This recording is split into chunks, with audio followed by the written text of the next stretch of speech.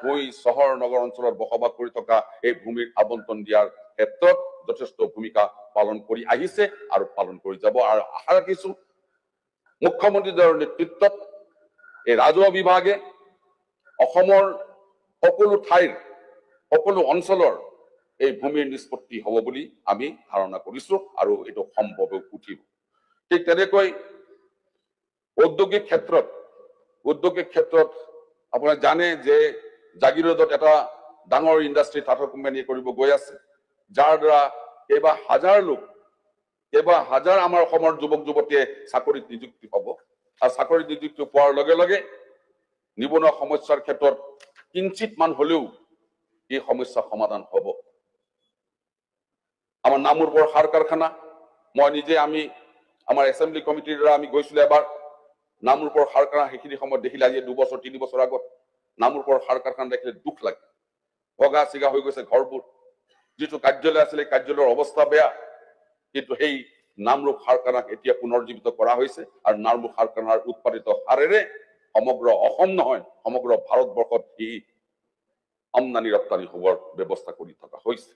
তাৰ উপৰিও অসমৰ বিভিন্ন ঠাইত সৰু বৰ চহৰীয়া নগৰীয়া ক্ষুদ্ৰ মধ্য যিবোৰ আমাৰ ইণ্ডাষ্ট্ৰী আছে বা আমাৰ ফেক্টৰী আছে বা কাৰখানা আছে, এই কাৰখানাবিলাকক উদগনি জনাবৰ কাৰণে বিভিন্ন কাৰ্যপন্থা গ্ৰহণ কৰা হৈছে, যাৰ দ্বাৰা আজিৰ দিনত আমি দেখিছো যে অসমৰ বিভিন্ন ঠাইত বিভিন্ন কাৰখানাৰ যোগেদি বিভিন্ন সামগ্ৰী উৎপাদন হৈ আছে আৰু বিভিন্ন সামগ্ৰী উৎপাদন হৈ ই অসমৰ বাহিৰত বিক্ৰী হৈ আছে আৰু অসমলৈ ধন আহি আছে। এনেদৰে কাম কৰি যাওঁতে আমি অৰুণোদয়ৰ কথা ক'ব লাগিব। অৰুণোদয় 3ত আমি কি কৰিছো? আজি অসমৰ যিবিলাক দৰিদ্ৰ মহিলা আছে, যিবোৰ দৰিদ্ৰ মহিলাই এটা সময়ত এটা পইচাৰ কাৰণে চলিবৰ কাৰণে হাতত ধন নাছিলে, মই জানো 1250 টকা অধিক ধন নহয়।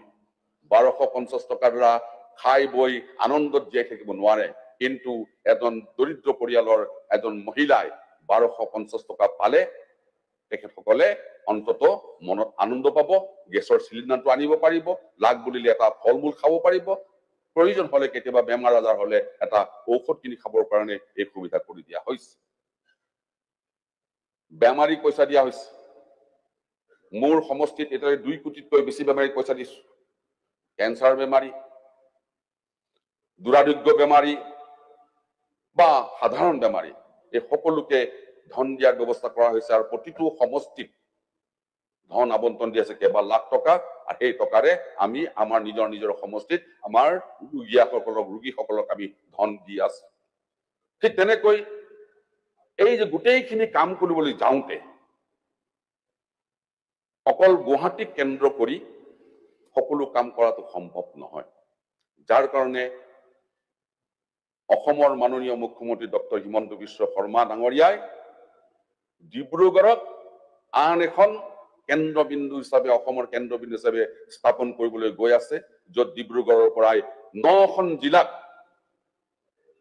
বিভিন্ন ধৰণৰ সুবিধা দিবৰ কাৰণে সক্ষম হ'ব আৰু 9খন জিলাৰ লোকে ডিব্ৰুগড়লৈ গৈ অসমৰ যিবোৰ আঁচনি, অসমৰ যিটো প্ৰশাসনীয় ব্যৱস্থা, অসমৰ যিকোনো চৰকাৰী নিয়ম নীতিৰ যিখিনি কাম কাজ কৰিব লাগে সেইটো সুদূৰ গুৱাহাটীলৈ নাহি ডিব্ৰুগড়তে সমাধান কৰিব পাৰিব।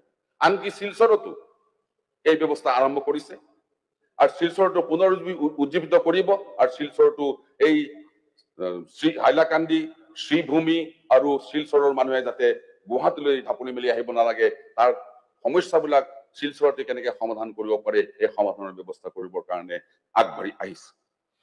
মই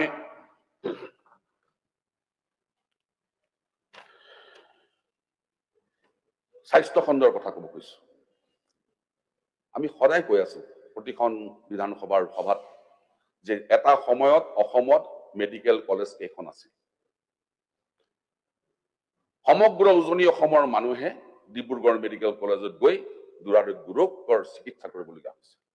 সমগ্ৰ নামনি অসমৰ মানুহে একেবাৰে ধুবুৰীলৈকে গুৱাহাটী মেডিকেল কলেজত আহি চিকিৎসা কৰিবলগীয়া হৈছে।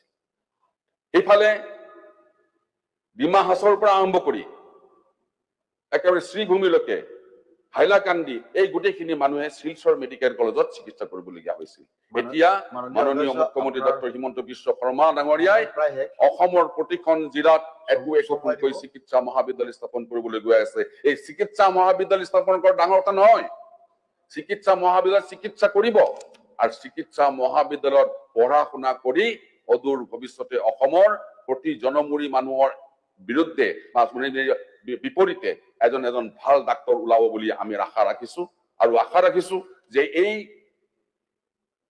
মুখ্যমন্ত্ৰীৰ যি বক্তব্য যি ভাষণ এই ভাষণ কিন্তু অকল ৰাজ্যপাল মহোদয় ক্ষমা কৰক ৰাজ্যপাল মহোদয়ৰ যি ভাষণ এই ভাষণ কিন্তু অকল ৰাজ্যপাল মহোদয়ৰ ভাষণ নহয় ৰাজ্যপাল মহোদয়ে মহামহিম ৰাজ্যপাল মহোদয়ে তেখেতৰ ভাষণ প্ৰদান কৰিছে মাননীয় মুখ্যমন্ত্ৰী ডক্টৰ হিমন্ত বিশ্ব শৰ্মাৰ নেতৃত্বত যিবোৰ আমাৰ উন্নয়নমূলক কাম কাজ হাতত লোৱা হৈছে কল্যাণমূলক কাম কাজ হাতত লোৱা হৈছে এই কাম কাজৰেই প্ৰতিফলন ঘটিছে মহামহিম ৰাজ্যপাল গৰাকীৰ ভাষণ মই আৰু দীঘলীয়া কৰিব খোজা নাই যে মাননীয় ৰাজ্যপালৰ ভাষণৰ সমৰ্থনত আমাৰ সতীৰ্থ ৰূপক শৰ্মাই যি সমৰ্থনৰ প্ৰস্তাৱ আগবঢ়াইছিলে তাৰ সমৰ্থন আগবঢ়াই মোৰ বক্তব্য ইমানতে সামৰণি মাৰিছো ধন্যবাদ Honorable Member Nobol Dole.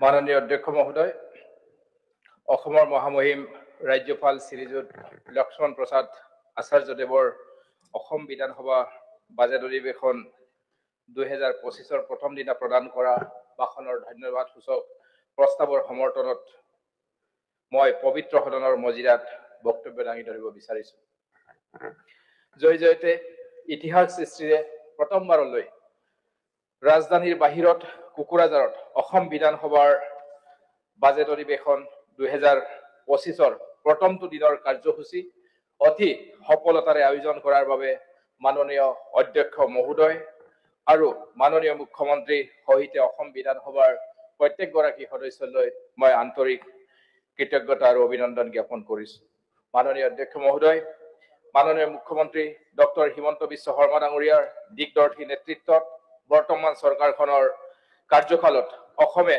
বিকাশৰ নতুন শিখৰ স্পৰ্শ কৰিবলৈ সক্ষম হৈছে শিক্ষা স্বাস্থ্য যাতায়াত যোগাযোগ উদ্যোগ বাণিজ্য নিয়োগ সৃষ্টি দীৰ্ঘদিনীয়া বানপানী আৰু কহনীয়া সমস্যা সমাধান আত্মনিৰ্ভৰশীলতাৰ পৰিৱেশ সৃষ্টি আদি সকলো ক্ষেত্ৰতে বৰ্তমানৰ চৰকাৰৰ কাৰ্যকালত হোৱা অভূতপূৰ্ব উন্নয়নে আজি অসমক দেশৰ শ্ৰেষ্ঠ ৰাজ্যৰ হাৰিত স্থান দিয়াৰ সপোন বাস্তৱায়িত কৰিবলৈ আগবাঢ়িছে মহামহিম ৰাজ্যপাল মহোদয়ে আগবঢ়োৱা ভাষণত ৰাজ্যখনৰ অভূতপূৰ্ব বিকাশ আৰু এই বিকাশৰ পথ গ্ৰহণ কৰা দূৰদৰ্শী পদক্ষেপসমূহৰ ছবি স্পষ্টভাৱে প্ৰতিফলিত হৈছে যাৰ বাবে আমি মহামহিম ৰাজ্যপাল মহোদয়লৈ আন্তৰিক কৃতজ্ঞতা জ্ঞাপন কৰিছো লগতে অসমত উন্নয়নৰ এই নতুন দিগন্ত সূচনা কৰা সন্মুখৰ পৰা নেতৃত্ব প্ৰদানেৰে নজিৰ সৃষ্টি কৰা আমাৰ সকলোৰে আদৰৰ মাননীয় মুখ্যমন্ত্ৰী ডক্টৰ হিমন্ত বিশ্ব শৰ্মা ডাঙৰীয়ালৈ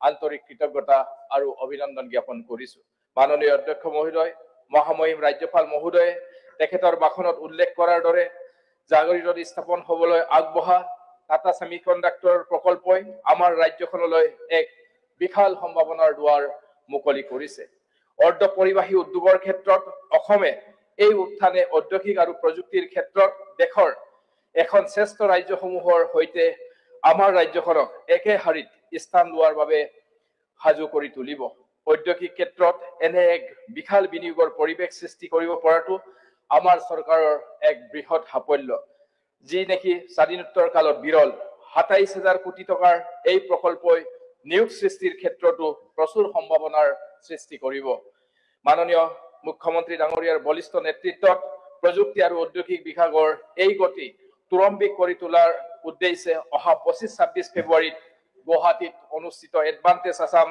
2.0 অহা ২৫ ফেব্ৰুৱাৰীত মাননীয় প্ৰধানমন্ত্ৰী শ্ৰীযুত নৰেন্দ্ৰ মোদী ডাঙৰীয়াই শুভ উদ্বোধন কৰিবলগীয়া এই সন্মিলনে নিশ্চিতভাৱে অসমৰ বিনিয়োগত এক নতুন যুগৰ সৃষ্টি কৰিব অৰ্ধ পৰিবাহী তথ্য প্ৰযুক্তি নৱীকৰণযুক্ত শক্তি উৎপাদন পৰ্যটন আদি খণ্ডত নতুন বিনিয়োগৰ সুযোগ সৃষ্টিৰে আমাৰ ৰাজ্যখনক উদ্যোগিক ক্ষেত্ৰত এক নব্য শক্তিৰূপে প্ৰতিষ্ঠা কৰিব।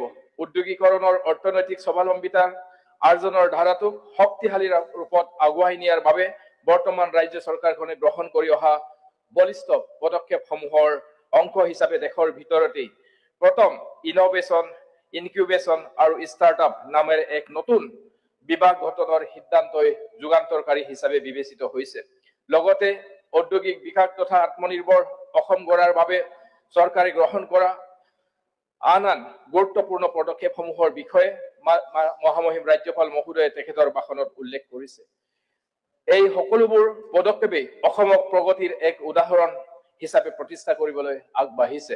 মাননীয় অধ্যক্ষ মহোদয়, প্ৰগতিৰ এক অন্যতম চৰ্ত হৈছে যাতায়াত আৰু যোগাযোগ ব্যৱস্থাৰ উন্নয়ন।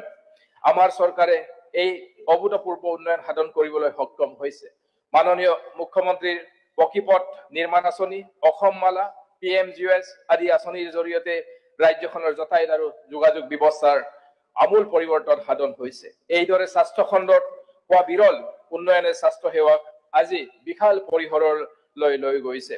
অতি গুৰুত্বপূৰ্ণ হিচাপে বিবেচিত এই বিষয়সমূহ মহামহিম ৰাজ্যপাল মহোদয়ে নিজৰ ভাষণত পুংখানুপুংখভাৱে উল্লেখ কৰিছে। মাননীয় উপাধ্যক্ষ মহোদয়, মাননীয় মুখ্যমন্ত্ৰী ডক্টৰ হিমন্ত বিশ্ব শৰ্মা ডাঙৰীয়াৰ বলিষ্ঠ নেতৃত্বত ৰাজ্যখনৰ সকলো শ্ৰেণীৰ জনসাধাৰণৰ বাবে মৰ্যাদাপূৰ্ণ জীৱন যাত্ৰাৰ পৰিৱেশ গঢ়ি তোলাৰ আমাৰ চৰকাৰৰ সফল হৈছে। অৰুণোদয়ৰ জৰিয়তে লাভ কৰা আৰ্থিক সকাহ, মিছন বসুন্ধৰাৰ জৰিয়তে ভূমিৰ অধিকাৰ লাভ, PMGY ঘৰৰ গৃহ, মুখ্যমন্ত্ৰী নিযুত মইনা আঁচনিৰ জৰিয়তে বাল্য বিবাহ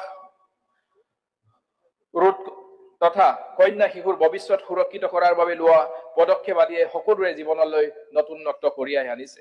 এইদৰে সমজিলা গঠনৰ ঐতিহাসিক পদক্ষেপে প্ৰশাসনিক সংস্কাৰৰ নতুন মাত্ৰা প্ৰদান কৰাৰ লগতে জনসাধাৰণক প্ৰশাসনৰ কাম কাজত সুচল কৰি তুলিছে। মহামহিম ৰাজ্যপাল মহোদয়ৰ ৰাজ্যৰ উন্নয়নী যাত্ৰাৰে গুৰুত্বপূৰ্ণ বিষয়সমূহৰ সমান্তৰালকৈ অসমৰ বাবে ঐতিহাসিক হিচাপে বিবেচিত প্ৰতিগৰাকী অসমীয়াকে গৌৰৱান্বিত কৰি তোলা খবৰ, অসমীয়া ভাষালৈ ধ্ৰুপদী ভাষাৰ স্বীকৃতি আৰু চৰাইদেউ ময়দানক ইউনেস্কোৰ দ্বাৰা বিশ্বৰ ঐতিহ্য ক্ষেত্ৰ হিচাপে স্বীকৃতি প্ৰদানৰ বিষয়ে ভাষণত উল্লেখ কৰিছে। Thank you.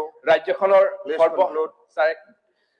ৰাজ্যখনৰ সৰ্বসাধাৰণ জনতাৰ আকাংক্ষাক বাস্তৱায়িত কৰাৰ নিমিত্তে বৰ্তমান চৰকাৰখনে চলাই যোৱা আন্তৰিক প্ৰয়াসৰ উন্নয়নৰ অবিৰত ধাৰা আৰু ভাষা সংস্কৃতিৰ পৰম্পৰা তথা ৰাইজৰ চহকী ঐতিহ্য সুৰক্ষাৰ বাবে গ্ৰহণ কৰা সকলো দিশ সামৰি মহামহিম ৰাজ্যপাল মহোদয়ে এক সুন্দৰ ভাষণেৰে আমাক সকলোকে আপ্লুত কৰিছে। আৰু এই সুন্দৰ ভাষণৰ বাবে আমি তেখেতলৈ কৃতজ্ঞতা আৰু ধন্যবাদ জ্ঞাপন কৰি আমাৰ বক্তব্য সামৰিছো। ধন্যবাদ উপাধ্যক্ষ মহোদয়। Honorable Member Rafiqul Islam.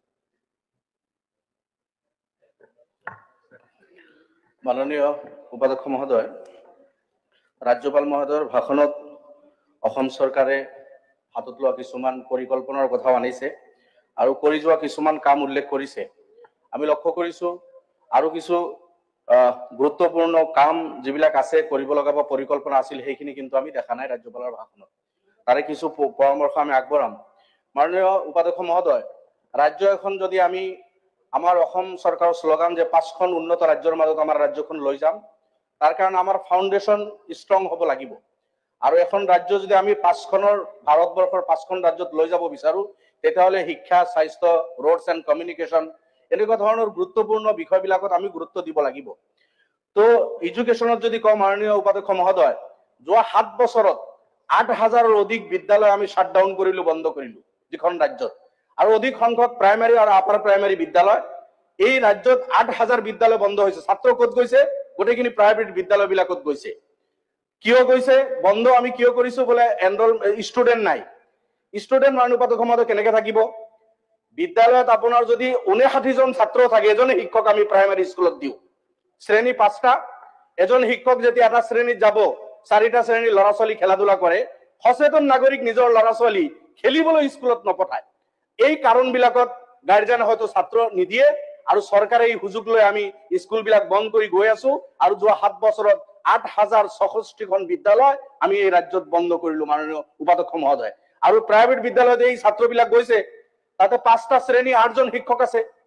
5,000, 7,000, 10,000 টকা মাননি দি এই শিক্ষকসকলে কাম কৰি আছে তাতে কিন্তু আমাৰ ল'ৰা ছোৱালী দি আছো কিন্তু চৰকাৰে বহুত হ্যান্ডসাম স্যালাৰি দিও শিক্ষক নিযুক্তি দিয়াৰ পিছতো পৰ্যাপ্ত শিক্ষক নথকাৰ কাৰণে 5টা শ্ৰেণীৰ কাৰণে এজন শিক্ষক দিয়াৰ কাৰণে এই ৰং পলিচিৰ কাৰণে আমাৰ বিদ্যালয়বিলাক ৰখাতালৈ গৈ আছে আমি বন্ধ কৰিব ধৰিছো এনেকুৱা যদি হয় এটা সময়ত গৈ আৰু 8000 বন্ধ হ'ব মানুহ কি হ'ব নিজৰ ল'ৰা ছোৱালীক পঢ়াব প্ৰাইভেট বিদ্যালয়ত যাব কিন্তু গৰীব শ্ৰেণীৰ মানুহ মধ্যবিত্ত শ্ৰেণীৰ মানুহ প্ৰাইভেট বিদ্যালয় যদি ভাল বিদ্যালয়ত পঢ়াব বিচাৰে 1 লাখ 1.5 লাখ 2 লাখ 2.5 লাখ লৈকে বছৰি তেখেতসকলক খৰচ কৰিব লাগে ক'ত পাব এই পইচা মাননীয় উপাধ্যক্ষ মহোদয় গতিকে চৰকাৰে ঠিক তেনেকুৱা ধৰণৰ ঠিক এডুকেশ্যন ডিপাৰ্টমেন্টত আপুনি আৰু এটা চাব ৰং ভেঞ্চাৰ স্কুল প্ৰভিন্সিয়েলাইজেশ্যন আমি কৰিলো 2013 ত যি প্ৰভিন্সিয়েলাইজেশ্যন কিছু বিদ্যালয় কৰিলো যি কন্ডিশন আছিল 21ত আমি নতুন নতুন কন্ডিশন লগালো 11ত প্ৰভিন্সিয়েলাইজ হোৱা বিদ্যালয়সমূহত শিক্ষক এমই স্কুলত 5 জন 7 জন আছিল গোটেইখিনি ললো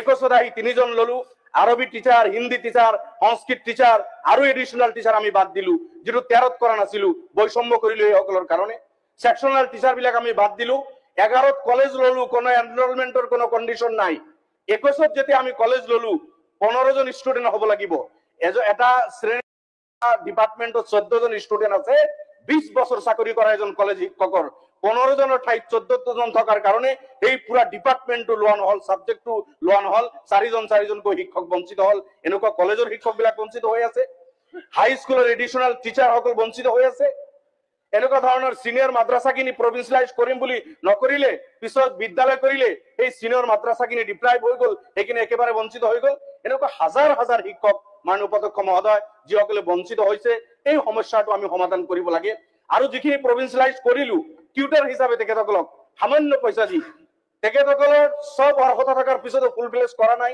প্ৰতিশ্ৰুতিৰ পিছত আপোনাৰ যিবা থাৰ্ড গ্ৰেড ফৰ্থ গ্ৰেড আছিল এমিৰ পৰা কলেজ লৈকে এই সকলৰ কোনো কন্ডিশন নাই বিএড নাই নেট সেলেক্ট নাই 2013 তেখেতসকলক ফুল ফ্লেজ হিচাপে ললো 21ত তেখেতসকলক সামান্য মাননি দি তেখেতসকলক আমি লৈ আছো এই যে আকৌ এটা সমস্যা এইবিলাক সমাধান কৰি এইবাৰ আমাৰ পৰামৰ্শ হল এক্ট টু এমেন্ড কৰি এই সকল যাতে বঞ্চিত নহয় তেনেকুৱা ধৰণৰ এটা এক্ট আনিব লাগে তেতে আমাৰ এডুকেশ্যন ডিপাৰ্টমেন্টটো ভাল হ'ব উচ্চ শিক্ষাৰ কাৰণে মাননীয় উপাধ্যক্ষ মহোদয় বিশ্ববিদ্যালয়ৰ কথা মাননীয় ৰাজ্যপাল মহোদয় কৈছে ভাল পাইছো আমি কিছু বিশ্ববিদ্যালয় হৈছে অসমত আৰু হৈ আছে এখন জিলাত দুখন কৰি হৈ আছে ভাল কথা কিন্তু বৰপেটা জিলাত আজিলৈকে বিশ্ববিদ্যালয় নাই গোৱালপাৰা জিলাত বিশ্ববিদ্যালয় নাই ধুবুৰী জিলাত বিশ্ববিদ্যালয় নাই মানকাছৰ শালমাৰা জিলাত বিশ্ববিদ্যালয় নাই বৰপেটাৰ পৰা আৰম্ভ কৰি ধুবুৰীলৈকে 200 কিলোমিটাৰ ঠাই কোনো এখন বিশ্ববিদ্যালয় নাই এই 50 লাখ পপুলেশনৰ মাজত এখনো বিশ্ববিদ্যালয় নাই কিহৰ কাৰণে মাননীয় উপাধ্যক্ষ মহোদয় যদি ৰাজ্যখনক 5খন ৰাজ্যৰ মাজত লৈ যাব বিচাৰে এটা সেকশনত বাদ দি 1/3 পপুলেশনক নেগলেক্ট কৰি কেতিয়াও আমি তেনেকুৱা মনোভাৱ লৈ কাম কৰিলে ৰাজ্যখনক আমি আগুৱাই লৈ যাব নোৱাৰিম গতিকে আপোনাৰ জৰিয়তে চৰকাৰৰ ওপৰত অনুৰোধ থাকিল বৰপেটা বিশ্ববিদ্যালয় ঘোষণা কৰক মোৰ জনিয়াত স্ট্ৰাকচাৰ আছে কৰাৰ কোমত ডাঙৰ বিল্ডিং বনাই এমএসডিপিৰ পৰা থৈ দিছে বিশ্ববিদ্যালয় তাতে কৰিব পাৰে একেবাৰে ৰেডি বিল্ডিং আমাৰ হাতত 200 বিঘা মাটি আছে আমি এইখিনি প্ৰভাইড কৰিম গতিকে তাতে বৰপেটা বিশ্ববিদ্যালয় ঘোষণা কৰক ধুবুৰী গোৱালপাৰা জিলাবিলাকত প্ৰত্যেক জিলাত আপোনাৰ কৰিমগঞ্জত দিয়ক হাইলাকান্দিত দিয়ক মৰিগাঁৱত দিয়ক সব জিলাতে হওক এই জিলাবিলাক আজি ডিপ্ৰাইভ হৈ আছে মাননীয় উপাধ্যক্ষ মহোদয় গতিকে শিক্ষাত যদি আমি গুৰুত্ব নিদিও আৰু লেখনাবিলাক যদি মাৰি আগ নাবাঢ়ো তেতিয়াহ'লে কেতিয়াও আমি সাকসেস হ'ব নোৱাৰিম হেলথ সেক্টৰ মাননীয় উপাধ্যক্ষ মহোদয় আলোচনা হৈছে মাননীয় মন্ত্ৰী কৈ গল নগাঁৱত 420 জন না 25 জন ডক্টৰৰ কথা ক'লে নগাঁও ডিস্ট্ৰিক্টৰ পপুলেশন নগাঁৱৰ মাননীয় বিধায়ক আছে প্ৰায় 27 লাখ পপুলেশন 27 লাখ পপুলেশনৰ এগেইনষ্টতো 2500 ডক্টৰ লাগিব WHO আপুনি মাননীয় উপাধ্যক্ষ মহোদয় ডক্টৰ WHO নৰ্মস হিসাবে 1000 পপুলেশন এগেইনষ্টত এজন ডক্টৰ লাগে সেই হিসাবে নগাঁৱত যদি 27 লাখত আমি হিসাব কৰো কিমান ডক্টৰ লাগে 2700 ডক্টৰ লাগিব কিন্তু তেখেতে 400 ডক্টৰ আছে তাতে মেডিকেল কলেজত 100 কৈ গলে ডবল আছে বলে তাতে এনেকুৱা ধৰণৰ কথা যদি শিক্ষা স্বাস্থ্য মন্ত্ৰী কয় এই ৰাজ্যৰ অৱস্থা কি হ'ব পেশেন্টৰ অৱস্থা কি হ'ব আজি মেডিসিন সৰকাৰি হস্পিটেল বিলাকত 50-60% মেডিসিন পাবলৈ নাই আকৌ তগলকি ফৰমান জাৰি কৰে যিবিলাক মেডিসিন থাকিব সেইবিলাকে ডক্টৰ লিখিব তাৰ মানে পেশেন্ট আহিব বেমাৰ লৈ মেডিসিন নাই বুলি ডক্টৰ লিখিম বুলি নিলিখিব আৰু সেইজনৰ বেমাৰে থাকি যাব এই মানুহখিনিক মাৰিব বিচাৰিছে নেকি গতিকে মেডিসিন প্ৰভাইড কৰিব লাগে ক্যান্সাৰ পেশেন্ট সব অসমত কিমান আপুনি ভালকৈ জানে আমাতকৈ ক্যান্সাৰ ইমান হিপাইছে অসমত তাৰ কাৰণে গতিকে মোৰ প্ৰস্তাৱ থাকিল অসম চৰকাৰে শিক্ষা আৰু স্বাস্থ্য দুটাই ফুললি ফ্ৰী কৰক আমি ইমোশনাল অসমীয়া জাতি কিছুমান বস্তু আমাক দিলে আমি ভাল পাওঁ কিছুমান উৎসৱ পৰ্বণৰ নামত আমাক উপহাৰ গিফ্ট দিলে আমি ভাল পাওঁ, সেইবিলাক নিদি মেডিচিন ফ্ৰী কৰক, 100% মেডিচিন ফ্ৰী হ'ব লাগে। চৰকাৰী বিদ্যালয় ভাল কৰক, প্ৰাইভেট বিদ্যালয় লাহে লাহে বন্ধ হৈ যাওক, কথা নাই। চৰকাৰী বিদ্যালয় সেই মানদণ্ড কৰিব লাগে। সেই নকৰি 50% মেডিচিন নাই, কেঞ্চাৰ পেচেণ্ট টোটালি ফ্ৰী ট্ৰিটমেণ্টৰ ব্যৱস্থা তেখেতসকলৰ কৰিব লাগে। মোৰ ওচৰত এজন শিক্ষক কেঞ্চাৰৰ ট্ৰিটমেণ্ট কৰি আছে, কেমলৈ আছে 7 লাখ টকা। 7 লাখ টকা এটা কেমত লাগে, চবে বাচিব বিচাৰে। তেনেকুৱা উন্নত মানৰ চিকিৎসা ওলাইছে 12টা, 7 কিমান লাখ টকা তেখেতে খৰচ কৰিলে। মাটি বাৰী বিক্ৰী কৰি চাকৰি বন্ধকত থৈ চাকৰি কৰে বুলিহে অলপ কৰিব পাৰিলে তেখেতে। দুখীয়া মানুহে গৰু ছাগলী বিক্ৰী কৰি তাৰ পিছত কি হ'ব? ভগৱান ভৰসা হৈ মৃত্যুৰ মুখত পৰি থাকিব লাগিব। গতিকে মাননীয় অধ্যক্ষ মহোদয়, এইটো আমাৰ মাননীয় সদস্য, এই চাকৰিয়াল যাতে ৰিএম্বাৰ্চমেণ্ট নহয় নেকি? কোনটো চাকৰি যিজনে কৰিছে এইটো ৰিএম্বাৰ্চমেণ্ট নহয় নেকি তেখেতৰ? শিক্ষকৰ নাই আৰু থাকিলেও সামান্য। তো মাননীয় উপাধ্যক্ষ মহোদয়, ডক্টৰ লাগে। মোৰ সমষ্টিত এটা মডেল হস্পিটেল চান্দমামা, কমচে কম 8জন ডক্টৰ হ'ব লাগে। কোনোদিন 2জনতকৈ বেছি ডক্টৰ নাই, কেতিয়াবা আকৌ এজন হয়। গতিকে হস্পিটেল বিলাকত ডক্টৰ নাই, ষ্টাফ নাৰ্ছ নাই। মোৰ কলকাতা চিভিল হস্পিটেলত 32জন নাৰ্ছৰ প্ৰয়োজন, কিন্তু নাই, আমি বিচাৰিও নাপাওঁ। এইবিলাক কথা গোটেই অসমত চৰ চাপৰি বিলাকত যদি যায়, বাগানত যায়, ডক্টৰৰ অভাৱ, নাৰ্ছৰ অভাৱ, ষ্টাফৰ অভাৱ। বাগান অঞ্চল বিলাকত স্কুল টিচাৰ এপইণ্ট কৰা হয়, স্কুল বিল্ডিং বহুত ধুনীয়া বনাইছে, কিন্তু তাত টিচাৰ আছে নাই এইটো লক্ষ্য কৰিব লাগিব। টিচাৰে তাতে জইন কৰা নাই, কিয় কৰা নাই এই খবৰখিনিও ৰাখিব লাগিব। গতিকে চৰ চাপৰি বাগান অঞ্চল বিলাকত অকল স্কুল বিল্ডিং কেইটাৰ নামে এডুকেশ্যন নহয়, হস্পিটেল বিল্ডিং, মেডিকেল কলেজৰ এই বিল্ডিঙৰ নামে হেল্থ নহয়। মাননীয় উপাধ্যক্ষ মহোদয়, ইয়াৰ কাৰণে যিখিনি কৰিবলগীয়া পদক্ষেপ চৰকাৰে এইখিনি ল'ব লাগে, আৰু 100% এডুকেশ্যন এণ্ড হেল্থ এই সাৰ্ভিসখিনি ফ্ৰি হ'ব লাগে। এইটো আমাৰ প্ৰস্তাৱ থাকিল। এইটো মাননীয় উপাধ্যক্ষ মহোদয়, কৃষিৰ কথা হৈছে। আজি ধানত MSP দিছে, সৰিয়হৰ কথা কৈ আছে, কিন্তু এতিয়াও কিনা বেচা আৰম্ভ হোৱা নাই। মৰাপাটতো MSP দিব লাগে, কৃষি বিভাগে এইটো সিদ্ধান্ত ল'ব লাগে। অসমৰ কৃষকে বহুত মাকৈ খেতি কৰে, তাতো যদি MSP দিয়ে খেতিয়কসকলে আপোনাৰ স্বাৱলম্বী হ'ব। আলু খেতি অসমত বহুত হয়, তাৰ ওপৰত MSP নিৰ্ধাৰণ কৰিব পাৰে। এনেকুৱা আৰু বহুকেইটা সামগ্ৰীৰ ওপৰত MSP নিৰ্ধাৰণ কৰি বিজেপিৰ যিটো শ্লোগান দুগুণা কৃষকৰ আয় কৰিব লাগে, তাৰ কাৰণে এনেকুৱা ধৰণৰ পদক্ষেপ ল'ব লাগিব। কিন্তু কৃষি বিভাগ যিবিলাক বীজ বা যিখিনি সহায় কৰে সময়ত গৈ নাপায়। খেতি বাতি মানুহে লগাৰ পিছত গৈ সেই মৰা বীজবিলাক বা সেই বস্তুবিলাক পুলিবিলাক তাত গৈ পায়। এইবিলাক বস্তুৰ ওপৰতো গুৰুত্ব নাই। যে নহওক, এই সব বস্তুৰ ওপৰত লক্ষ্য ৰাখিব লাগিব। মাননীয় অধ্যক্ষ মহোদয়, গৰাখহনীয়া অসমৰ ডাঙৰ এটা সমস্যা হয়। যোৱা 2-3 বছৰৰ পৰা গৰাখহনীয়াৰ ওপৰত বা মাথাউৰিৰ ওপৰত ভালেখিনি কাম হৈছে, কিন্তু গৰাখহনীয়াগ্ৰস্ত মানুহৰ পাৰ্মানেন্ট সেটেলমেন্টৰ কাৰণে কোনো ব্যৱস্থা নাই। এই গৰাখহনীয়াগ্ৰস্ত মানুহখিনি চিনাক্ত কৰি তেখেতসকলক ল্যান্ড প্ৰভাইড কৰি পাৰ্মানেন্ট তেখেতসকলক ৰিহেবিলিটেশ্যনৰ ব্যৱস্থা কৰা, এইটো বহুত ডাঙৰ এটা মাননীয় অধ্যক্ষ মহোদয় মই শেষ কৰিম। এইখিনি আছে সংখ্যালঘু ডেভেলপমেন্টৰ কথা। মাননীয় ৰাজ্যপাল মহোদয় ইয়াতে যিখিনি কৈছে, সংখ্যালঘুৰ কাৰণে কোনো একো উন্নতৰ কথা তাতে কোৱা হোৱা নাই। আজি MSDPৰ পৰা দিল্লীৰ পৰা আহে, সেই পইচাখিনি UC দিব পৰা নাই বুলি পইচা দিল্লীৰ পৰা অহা বন্ধ। পইচা দিল্লী ৰেডি, দিল্লী পইচা দিব বিচাৰে, আমি ৰাজ্যখন আনিব পৰা নাই।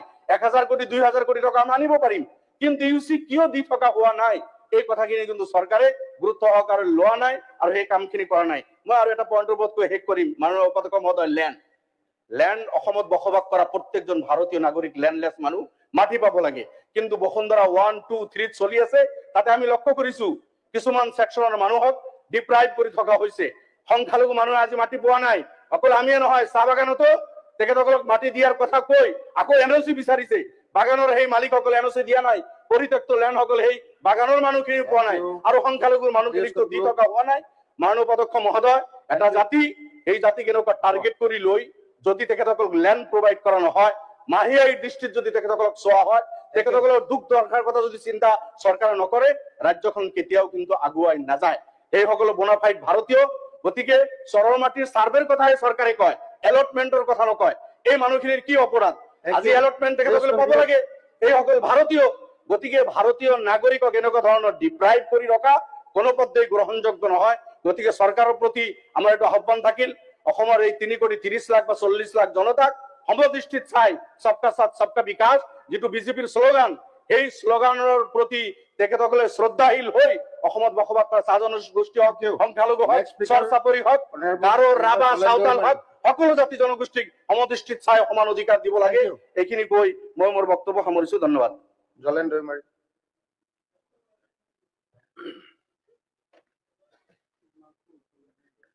অধ্যক্ষ মহোদয়, অধ্যক্ষ মহোদয়, উপাধ্যক্ষ মহোদয়, ইয়াত একেবাৰে আপোনালোকে এজন বিধায়ক থকালৈকে ক'বলৈ দিলে, কিন্তু আমি যোৱাকালিৰ পৰা দিছো BPF-ৰ পৰা এজনকো এতিয়া বক্তব্য ৰাখিবলৈ দিয়া হোৱা নাই। গতিকে এটা নিয়ম এটা কৰি লোৱা ভাল, এটা এটা দলৰ এটা এটাকে কোৱাৰ পিছত বাকী দি থাকিব লাগে আচলতে। নিয়মটো ইয়াত নাই, লিষ্টটো যিটো আছে চিৰিয়েলি মই দি গৈ আছো, সেইকাৰণে বেয়া পাব নালাগে। মানগাৰাং যদি লেঙাই আপোনালোকৰ হোৱা নাই, বংশীগিৰি definitely you'll get it. ধন্যবাদ থাকিল। যোৱা 17 ফেব্ৰুৱাৰী ৰাজ্যপালৰ ভাষণৰ ওপৰত ধন্যবাদ সূচক প্ৰস্তাৱক মই সমৰ্থন জনাই দুআষাৰমান বক্তব্য ৰাখিব বিচাৰিছো।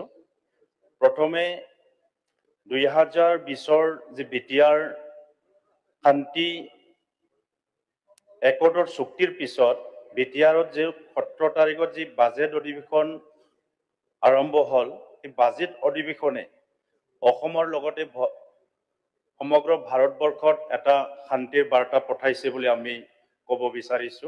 প্ৰথমবাৰৰ বাবে বিটিআৰ অঞ্চলত যেহেতু অসম বিধানসভা আৰম্ভ হৈছে, তো এইটো আমাৰ কাৰণে বিটিআৰৰ শান্তি আহিছে, ইয়াৰ এটা মেছেজ। তো ইয়াত মহামহিম ৰাজ্যপাল ডাঙৰীয়াই যিখিনি ইয়াত বক্তব্য ৰাখিছে, ইয়াৰ ওপৰত ভিত্তি কৰি আমি কিছু কথা ক'ব বিচাৰিছো। যেহেতু আমাৰ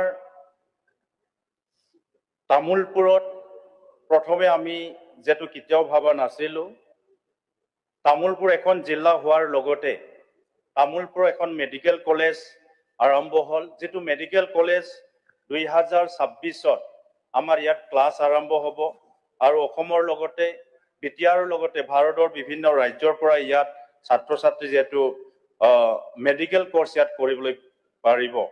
তো আমাৰ যেটো আমাৰ ৰাজ্যপাল ডাঙৰীয়া যি ভাষণত ইয়াত উল্লেখ কৰা হিচাপে আমি বিটিআৰ চুক্তিৰ পিছত 6600 যি আমাৰ NDBৰ যি আমাৰ শ্বহীদসকল আছিল, এই শ্বহীদসকলৰ ভিতৰত 6600 আমি বৰ্তমান ৰিহেবিলিটেশ্যন দিয়া হৈছে। এটোৰ কাৰণে মই চৰকাৰক ধন্যবাদ জনাইছো। আৰু যিখিনি আমাৰ নিশ্চয় কিছু সংখ্যক ৰিহেবিলিটেশ্যনৰ কাৰণে আৰু ৰৈ গৈছে, সেইখিনিকো দিয়াৰ কাৰণে পৰৱৰ্তী সময়ত নিশ্চয় ব্যৱস্থা কৰিব বুলি আশা ৰাখিছো। তো আমাৰ চৰকাৰৰ দিনত বিভিন্ন জাতি জনগোষ্ঠীৰ যি সংগ্ৰামী যি আমাৰ অৰ্গেনাইজেশ্যন আছিল, সংগঠন আছিল, সেই সংগঠন বিলাকৰ লগত যেহেতু চুক্তি অনুযায়ী বিভিন্ন কাম ইয়াত আৰম্ভ হৈছে। তো আমাৰ চৰকাৰৰ দিনত যে আমি NDB বা আমাৰ এপছু বা আমাৰ চিভিল অৰ্গেনাইজেশ্যনৰ লগত যে শান্তি চুক্তি হ'ল, সেই হিচাপে 274 যি আমাৰ NDBৰ যি কেছ আছিলে, সেই কেছবিলাক উইথড্ৰ হৈ গ'ল।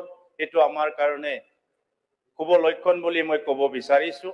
কিন্তু যিসকল আজিও নিশ্চয় বহুতৰ কেছ উইথড্ৰ হোৱা নাই আৰু বহুত কেডাৰ হয়তো এতিয়াও জেলত আছে, নিশ্চয় পৰৱৰ্তী সময়ত আমাৰ চৰকাৰে পেণ্ডিং থকা কেছ আৰু জেলত থকা আমাৰ যিসকল কেডাৰ আছে, নিশ্চয় সেইটো ৰিলিজ দিয়াৰ কাৰণে হয়তো ব্যৱস্থা কৰিব বুলি আমি আশা ৰাখিছো।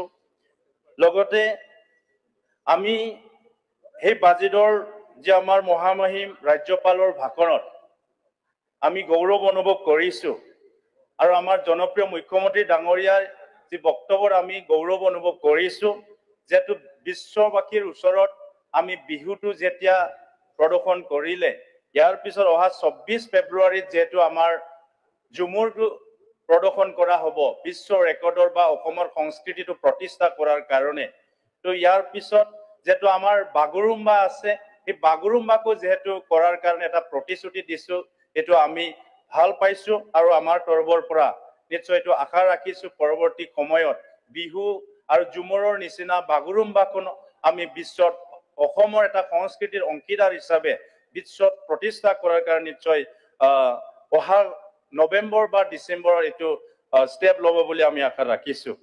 তো আজি আমাৰ যি ৰাজ্যপাল যি ভাষণ, ইয়াত এটা কথা উল্লেখ কৰিছে যে এইটো হ'ল আমাৰ 2006ত যেহেতু প্ৰভিন্সিয়াল এক্ট হিচাপে যেটো নতুনকৈ কেবিনেট কমিটি এটা ডিসকাশনৰ ওপৰত আৰু ৰিডিসকাশন চলিব তো বিটিআৰ একৰ্ড অনুযায়ী 2020 বিটিআৰ একৰ্ড অনুযায়ী 6.3 যি ক্লজ আছিলে এই ক্লজ অনুসৰি আমাৰ বিটিআৰ অঞ্চলত আৰু বিটিআৰৰ বাহিৰত থকা যিবিলাক আমাৰ বড়ো মিডিয়াম স্কুল আছে এই স্কুলবিলাক প্ৰভিন্সিয়েলাইজ কৰাৰ কাৰণে যে এটা প্ৰক্ৰিয়া আছে এই প্ৰক্ৰিয়াটো আমি ইয়াৰ যি কেবিনেটৰ যি কমিটি সেই কমিটিৰ আওতাত আনি আমাৰ বিটিআৰ আউটসাইড অফ বিটিআৰ যি বিদ্যালয়বিলাক আছে এইটো আমি প্ৰভিন্সিয়েলাইজ কৰাৰ কাৰণে সিদ্ধান্ত ল'ব বুলি আশা ৰাখিছো আমি এটা কথা আমাৰ সন্মানীয় মুখ্যমন্ত্ৰী ডাঙৰীয়াক ধন্যবাদ দিব বিচাৰিছো যেটো অসমত বিভিন্ন অঞ্চলত তেনেকুৱা আমাৰ হিষ্টৰিকেল প্লেচ আছে তো আমি বড়োফা আমাৰ ফাদাৰ অফ বড়োজ যে সমাধি স্থল আছে আমাৰ মুখ্যমন্ত্ৰী ডাঙৰীয়াই যেটো এইটো ডেভেলপ কৰাৰ কাৰণে যে আমাক প্ৰতিশ্ৰুতি দিছে এটো আমি বিটিআৰ বাকি হিচাপে ধন্যবাদ মানিছো আৰু লগতে যেটো বড়োফাৰ জন্ম দিৱস সমগ্ৰ অসমত ছাত্ৰ দিৱস হিচাপে পালন কৰি আহিছে গতিকে ইয়াৰ কাৰণেও আজি আমি কেতিয়াও ভাবা নাছিলো যে আগে পিছে যেটো যোৱা দিনবোৰত বড়োফাটো এটা স্বীকৃতি আমি অসমত আমি পোৱা নাছিলো তো কিন্তু আমাৰ চৰকাৰ আহাৰ পিছত বড়োফাৰ জন্মদিনটো যেটো ছাত্ৰ দিৱস হিচাপে পালন কৰিছে এটো আমাৰ কাৰণে গৌৰৱৰ দিন আৰু ইয়াৰ কাৰণে আমাৰ চৰকাৰৰ যিখিনি যি সিদ্ধান্ত সেই সিদ্ধান্তটো বিটিআৰ বাকিৰ কাৰণে মংগলজনক হ'ব বুলি মই ভাবিছো তো ইয়াত বিভিন্ন কথা যেটো আমাৰ ইয়াত আহিছে যে আমাৰ বিটিআৰ অঞ্চল আপোনালোকে সকলোৱে জানে যে যোৱা বহু বছৰ ইয়াত সংগ্ৰাম চলিছিলে ইয়াত ৰাস্তা ঘাট নিৰ্মাণ হোৱা নাছিলে কিন্তু বিটিআৰ চুক্তিৰ দফাৰ পিছতো আমাৰ চৰকাৰৰ তৰফৰ পৰা নিজাববীয়াকৈ এক্সট্ৰাকে যি ফান্ড দি আজি বিটিআৰ অঞ্চলৰ বিভিন্ন ক্ষেত্ৰত ৰাস্তা ঘাট নিৰ্মাণৰ কাৰণে ইয়াত ডাঙৰ ডাঙৰ নদীত ব্ৰিজ দিয়াৰ কাৰণে আৰু বিভিন্ন যি ইয়াত আমাৰ সমস্যাবিলাক আছে সেই কানেক্টিভিটি বিলাক কৰাৰ কাৰণে মই ধন্যবাদ জনাইছো আৰু আশা ৰাখিছো আমাৰ চৰকাৰে বিভিন্ন যি সমস্যা থাকিব বিটিআৰ অঞ্চলত এই সমস্যাবিলাক সমাধান কৰিব বুলি আশা ৰাখিছো আৰু ইয়াৰ কাৰণে ৰাজ্যপালৰ যি ভাষণ এই ভাষণক মই পূৰ্ণ সমৰ্থন জনাই মই সমাপ্ত কৰিছো ধন্যবাদ অনাৰেবল মেম্বাৰ দিগন্ত কলিতা আপোনাৰ দলে 5 মিনিট দিছে উপাধ্যক্ষ মহোদয় ৰাজ্যপালৰ ভাষণৰ প্ৰস্তাৱক সমৰ্থন জনাই কিছু কথা আমি অৱগত কৰিব বিচাৰিছো আপোনালোকে জানে যে আমাৰ মুখ্যমন্ত্ৰী ডাঙৰীয়া ডক্টৰ হিমন্ত বিশ্ব শৰ্মা ডাঙৰীয়াই যেতিয়া শাসনভাৰ লৈছিল আৰু আজি 4টা বছৰ সম্পূৰ্ণ কৰিলে আৰু এই 4টা বছৰত যিখিনি আঁচনি গাঁৱত থকা শেষৰজন পৰিয়াললৈকে বা চহৰৰ উন্নয়নৰ কাৰণে বা শিক্ষাৰ ক্ষেত্ৰত হওক বা স্বাস্থ্যৰ ক্ষেত্ৰত হওক বা অন্যান্য যিবিলাক আমাৰ ইনফ্ৰাষ্ট্ৰাকচাৰ ডেভেলপমেণ্টৰ ক্ষেত্ৰত যিখিনি আঁচনি আনিছিল সেই আঁচনিখিনি এতিয়া বাস্তৱত ৰূপায়ণ হৈ আছে আৰু এখন সুন্দৰ অসম গঢ়াৰ সপোন মুখ্যমন্ত্ৰী ডাঙৰীয়াৰ নেতৃত্বত আমাৰ প্ৰত্যেকজন সন্মানীয় মন্ত্ৰী প্ৰত্যেকজন সন্মানীয় বিধায়কে যি ভূমিকা পালন কৰিছে আৰু অসমৰ ৰাইজে সেইটো স্বীকাৰ কৰি লৈছে আৰু তাৰ পৰিণতি হিচাপে আজি আমি সামগ্ৰিক ভাৰতীয় জনতা পাৰ্টি চৰকাৰখনৰ প্ৰতি ৰাইজৰ এক আস্থা আৰু বিশ্বাসত পৰিৱৰ্তন হৈছে মই এইটোৱে কৈছো যে ৰাজ্যপালৰ ভাষণত বহুত কথা প্ৰকাশ হৈছে আৰু এনেকুৱা দিনো হলগৈ আমি যে পবিত্ৰ বড়োভূমিটো গৈ আমি সুন্দৰকে আজি পবিত্ৰ বিধানসভা পাতিবলৈ সক্ষম হলো এটা দিন আছিল সেই ঠাইত ভাতৃত্বমূলক সংঘৰ্ষ হৈছিল আৰু আপোনালোকে সকলোৱে প্ৰত্যক্ষ কৰিছিল কাৰ দিনত হৈছে মই সেই কথাটো আপোনালোকক উনুকিয়াবলৈ যাব খোজা নাই যি নহওক সেই ঠাইত আজি আমি এক সুন্দৰ পৰিৱেশ দেখিবলৈ পাইছো আমি এইটোৱে কৈছো যে বিশেষকে স্বাস্থ্য বা সকলোৱে ইয়াত বহুত ধৰণৰ উন্নয়নৰ কথা কৈ আছে, একেটা কথাকে আমি ক'ব বিচৰা নাই। আজি এটা উদাহৰণ দিছো, এটা সময়ত অৰুণোদয় আঁচনিটো যেতিয়া আমি আনিলো, বিৰোধীয়ে সকলো বিৰোধী আমাক তুচ্ছ তাচ্ছিল্য কৰিছিল আৰু আজি পৰ্যন্ত অৰুণোদয়ৰ বিপক্ষে তেখেতসকলে মাত দি আহিছে। আমি এটা সময়ত নাই নাই, সকলো বিৰোধী বুলি এনে কৈছে ছাৰ। ক'ব দিয়ক, সেইটো উঠাই দিবলৈ দিয়ক। আপুনি সকলো ক'ব। বিৰোধীয়ে কোৱা নাই, আপুনি ছাৰ কৈ আছে। ক'ব। আপোনাৰ সময়ত আপুনি ক'ব, আপোনাৰ যিটো আছে আপোনাক টাইম ক'ব। দিছো। আৰু পিছত এই কম বুলি কথাটো কৈছিলে। বাস্তৱ। আপোনালোকে যদি বিৰোধীৰ ভাষণ চাবলৈ যায়, সদায় অৰুণোদয়ৰ বিপক্ষে ক'বলৈ যায়। আজি অসম চৰকাৰে এটা সময়ত আমি প্ৰত্যেকটা সমষ্টিত 7,000 দিলো, 7ৰ পৰা 15 হ'ল, 15ৰ পৰা 22 হ'ল, 22ৰ পৰা 28 হ'ল। আজি 30,000 পৰিয়ালক অৰুণোদয় দিবলৈকে আমি সক্ষম হৈছো। যদি এটা সমষ্টিত 30,000 পৰিয়ালে যদি অৰুণোদয় পায়, তাৰ ভাগ কি বিৰোধীয়ে পোৱা নাই নেকি? ক'ব পাৰিব নেকি? সিলেকশন কমিটি যে বিজেপিৰ মেম্বাৰ আজি ঠিক সেনেকুৱাই কথা নহয়। অন্য ক্ষেত্ৰত আজি মই কম, আজি বিৰোধীয়ে আমাক সমালোচনা কৰিছে, বিৰোধীয়ে এই বাজেটখন লৈ পেলাই তেখেতসকলে তীব্ৰ বিৰোধিতা কৰিছে। কৰক, বিৰোধিতা কৰিব লাগে কাৰণে বিৰোধ কৰিছে, এনেকুৱা হ'ব নালাগে। মই সকলো বিৰোধীক কৈছো যে আপোনালোকে ভাল কামখিনিক এপ্ৰিচিয়েট কৰক আৰু বেয়া কামখিনি আমাক দেখুৱাই দিয়ক। কেতিয়াও তেখেতসকলে নকৰে, খালি প্ৰত্যেক ক্ষেত্ৰত তেখেতসকলে বিৰোধিতা কৰে।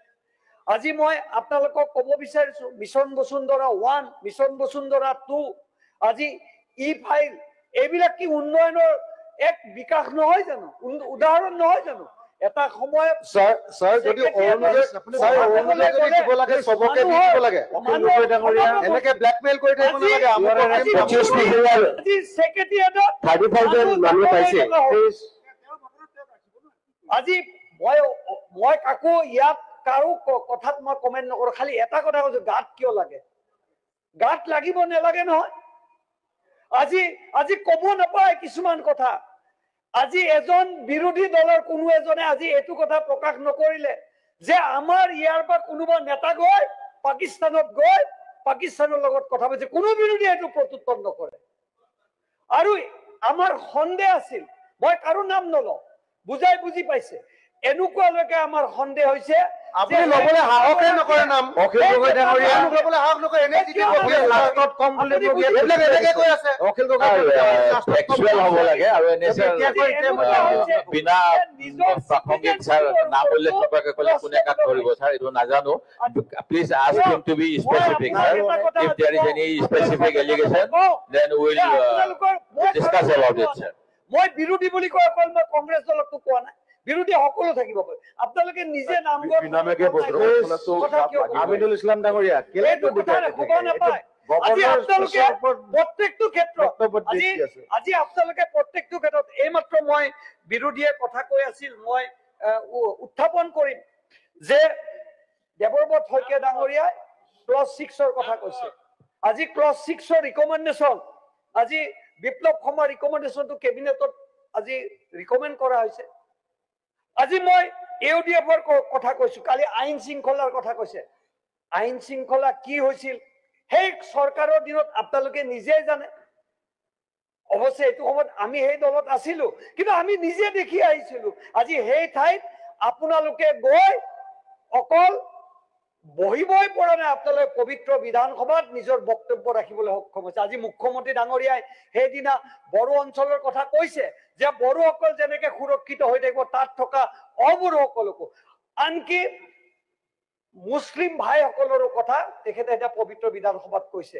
এইবিলাক কথা কি আপোনালোকৰ ক্ষেত্ৰত প্ৰযোজ্য নহয় নেকি? আজি অলপ আগতে CPIM MLA কৈছে যে ছেমি কণ্ডাক্টৰ পাতি তুচ্ছ তাচ্ছিল্য কৰিছে। আৰে মনোৰঞ্জন তালুকদাৰ ডাঙৰীয়া, আপোনালোকে ছেমি কণ্ডাক্টৰৰ ইমান কৰিব? আপোনাৰ টাইমত আপোনাক ক'বলৈ টাইম দিয়া হৈছে। মনোৰঞ্জন তালুকদাৰ ডাঙৰীয়া, আপোনাৰ টাইমত এইবিলাক ৰেকৰ্ডত, মই কোৱা নাই, এই পবিত্ৰ বিধানসভাত ৰেকৰ্ডত আছে, লাইভ টেলিকাষ্টত। মই কিয় আপোনালোকক উনুকিয়াই দিছো যে আপোনালোকে সমালোচনা কৰিব লাগে। সমালোচনা ইয়াত কৰে, কিন্তু সময়ত যেতিয়া আঁচনি লাগে আপোনালোকে সেইজন মুখ্যমন্ত্ৰীৰ ওচৰত আঁচনিৰ কাৰণে আহক, কাৰণ দৰকাৰ। মই আপোনালোকক আজি কৈছো, অলপ আগতে ৰফিকুল ইছলাম ডাঙৰীয়াই বহুত কথা আমাক ক'লে Please যে conclude. 8,000 বিদ্যালয় বন্ধ কৰি দিয়া হৈছে, কিন্তু ৰফিকুল ইছলাম ডাঙৰীয়াই এইটো কথা কিয় নকয় যে মাইনৰিটি এৰিয়াত 9খন ওমেন কলেজ হ'ল? ৰফিকুল ইছলাম ডাঙৰীয়াই কিয় নকয় 21খন মডেল স্কুল মাইনৰিটি এৰিয়াত হ'ল? নকয়। এইবিলাক কথা নকয়, কাৰণ এইবিলাক বিজেপি চৰকাৰ। Please conclude. ৰফিকুল ইছলাম ডাঙৰীয়াই এইটো নকয় Your time is over. 126টা বিধানসভা সমষ্টিত মডেল স্কুল কৰি আছে, এইটো নকয় তেখেতে। ৰফিকুল ইছলাম ডাঙৰীয়াই ল কলেজৰ কথা নকয়। আজি মই এইখিনি কথাই কৈছো, ৰফিকুল ইছলাম ডাঙৰীয়াই ইঞ্জিনিয়াৰিং কলেজৰ কথা নকয়। আজি শিক্ষাৰ ক্ষেত্ৰত, স্বাস্থ্যৰ ক্ষেত্ৰত, অধ্যক্ষ মহোদয়,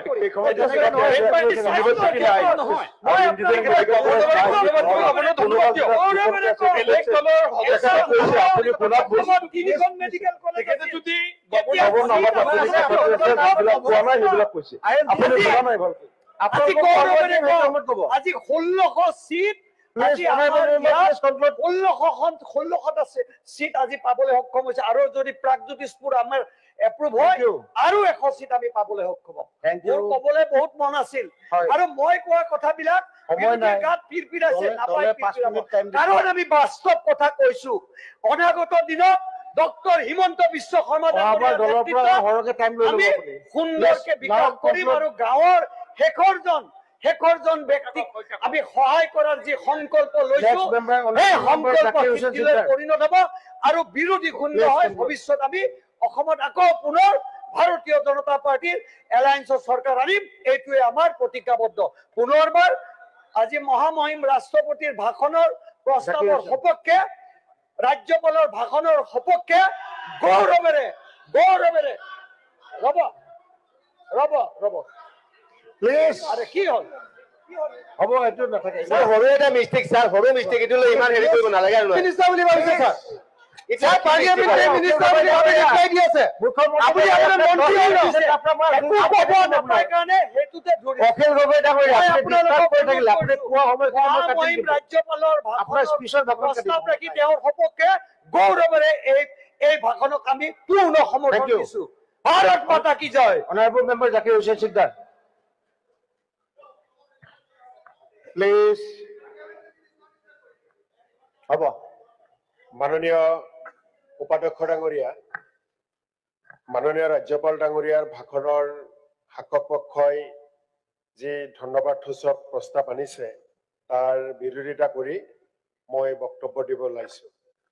অলপ আগতে মাননীয় বিধায়ক দিগন্ত কলিতা ডাঙৰীয়াই প্লট 6ৰ বিষয়ে কৈছে, কিন্তু আজিৰ তাৰিখত বিপ্লৱ শৰ্মা ডাঙৰীয়াই যি প্ৰতিবেদন দিছে অসম চুক্তিলৈ প্লট 6 লৈ, তাক ৰাজহুৱা কৰিব পৰা নাই, কেন্দ্ৰীয় চৰকাৰেও তাক এতিয়ালৈকে চিলমোহৰ মাৰা নাই।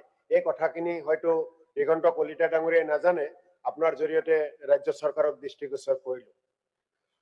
মাননীয় উপাধ্যক্ষ ডাঙৰীয়া, ৰাজ্যপাল ডাঙৰীয়াই বিভিন্ন বিষয়ৰ ওপৰত চৰকাৰক প্ৰশংসা কৰি গৈছে, চৰকাৰৰ গুণাকীৰ্তন কৰিছে।